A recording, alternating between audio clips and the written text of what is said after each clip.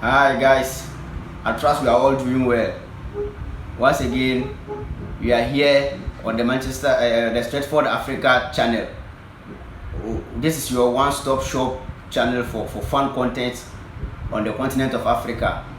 It is mainly about Manchester United, but we do content about football in general. So please subscribe if you haven't. And I promise you will never be disappointed for subscribing onto this channel. There's loads and loads of content and amazing things on offer here and still to come. So that being said, this is our team of the year video. In this video, we are here today to try and discuss the whole Premier League season in terms of player performances, who have been the top players in each position, and put together, in my opinion, and let me know what you also think about it and where your opinion differs from mine in the comment section, and put together that forms my team of the year video. A lot of pundits and other football fans about that debate has been making their own predictions and selections. So today in this video, we also try and put together our team of the year. So please don't be shy to let me know yours. Wherever you disagree with my option, please let me know that in the comment section. So let's move straight into it. Team of the year, number one position, the goalkeeper role. In my opinion, Ederson or Mendy or Alisson, all of them is not the goalkeeper of the year. The goalkeeper of the season, in my opinion, or the number one spot of the team of the year place, goes to Emiliano Martinez of Aston Villa. The guy has been a top goalkeeper this season. He has pulled off some amazing, almost close to impossible saves. You understand? And the reason why some people rate the likes of Mendy and Ederson is because they get loads of clean sheets.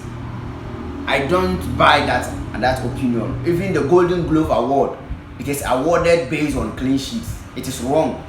If I had my way, that award wouldn't be going to the goalkeeper with the most clean sheets. You know why? Because clean sheets is not an individual statistic.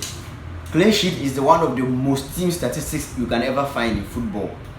If you are a goalkeeper and you play behind a very well structured team, a very well organized defense, you will get loads and loads of clean sheets. Clean sheets you will get without any recourse to your own input or effort. But you could be a very top goalkeeper and playing in a team that is not defensively solid or sound, and then you'll be conceding goals after you have made back-to-back world-class saves. You understand? So you concede a goal with it not being your fault. So in my opinion, clean sheets are not the thing for me. I don't judge goalkeepers based on the number of clean sheets they've had. So based on saves, Emiliano Martinez is the number one goalkeeper this season. You understand? Like a good goalkeeper who plays in a very well organized defense can stand there for the whole 90 minutes and face only about 2 or 3 shots. The opposition can have only about 2 or 3 shots on target. But the other one in a lesser or a weaker defense team will face like 15, 14 shots. And the fellow can pull about 6 to 7 very good saves and still end up conceding like 2 or 3 goals. You understand? It's not his fault. So as I said earlier, clean sheets are out of the window for me when it comes to goalkeepers. So even though Mendy has come in and he has done well for Chelsea, Ederson has also done well for Manchester City, but Emiliano Martinez is my number one goalkeeper for this season. So he takes that spot. At right back, I am torn in between Cancelo and Sofal of West Ham United, but I think the West Ham United guy edges it a little bit for me, because he has been very crucial and integral in West Ham's European competition campaign, qualification campaign. He's one of the most crucial players in their system that has helped them qualify for Europe. For a very long time in their history, they haven't been in Europe before. You understand? And West Ham's form and the way they've played this season has been very nice. So far, edges it over Cancelo for me. Even though Cancelo also played well, especially for the first part of the season. But for me, he played in a very more of a modern role. his role wasn't that much of a traditional right back role. Pep used him to try and dominate people in midfield. When they don't have the ball, he comes into midfield. When they have it, then he goes out wide. So his role wasn't that outrightly a right back role. So that's why I think so far edges it there for me.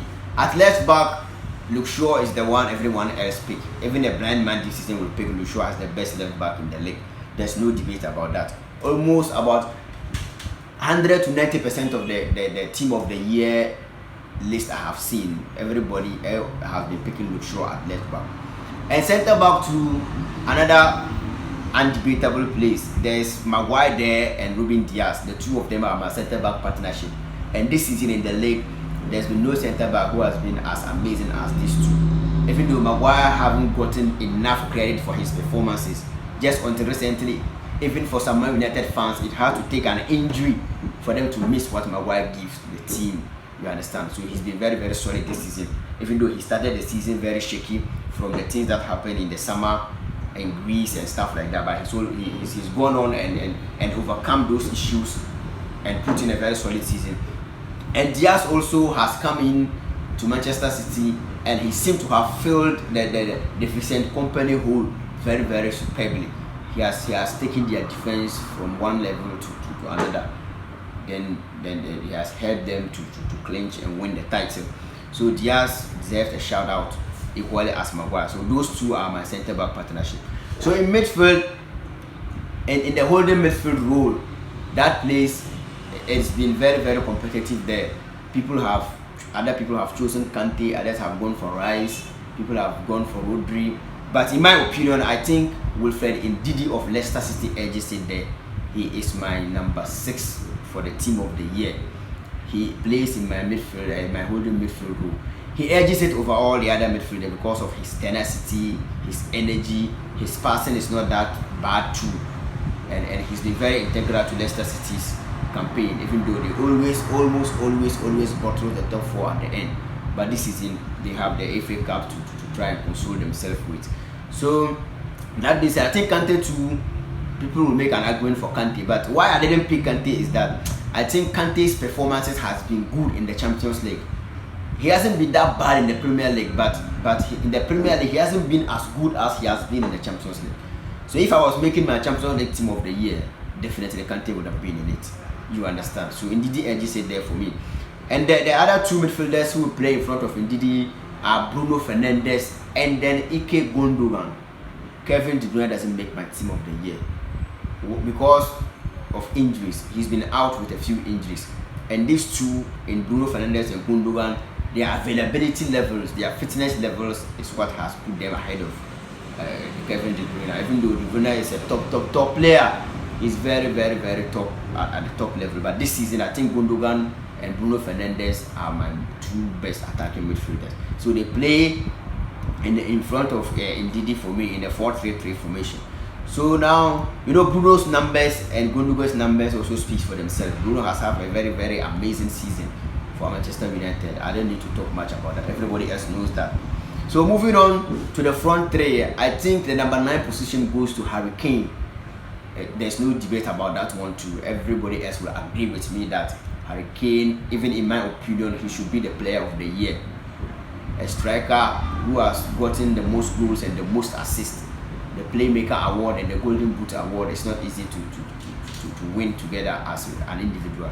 You understand? So Harry Kane has been playing very, very well this season, especially considering the fact that he even played under a more defensive manager in Jose Mourinho, who set up his teams mostly to try and defend.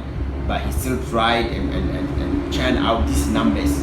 You understand? So Harry Kane is my striker, and on the right wing, I will play Mo Salah there.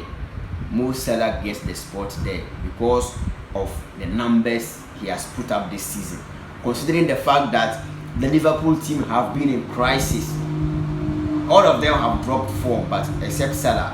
One way or the other, he kept getting the 1 goal every match, 1 goal here and there, or all goal. So he was even in the goal key race till the last game in this fragrant Liverpool team. So Salah deserves a big shout out for that. So he makes it in my team of the year. On the other wing too, at that place, I'm also torn in between Son and Foden. There's a big argument to be made there for Foden. The guy is a very top player. He's developing well, and he's going to become a very elite level player. So if somebody puts Foden at that wing, I wouldn't have too much of a problem with that person. But in my opinion, I think Son of Tottenham Hotspur edges it a little bit for me. You know, even though his form for most of the second part of the season have dropped off, but I think the numbers he has put up and the performances he has shown earlier on, all of that can't go unnoticed.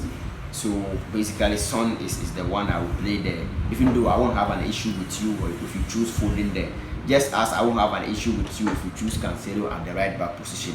But apart from that, all of the rest, I think a lot of people will agree with me, except maybe the holding midfield role, and maybe Salah also making it in the team.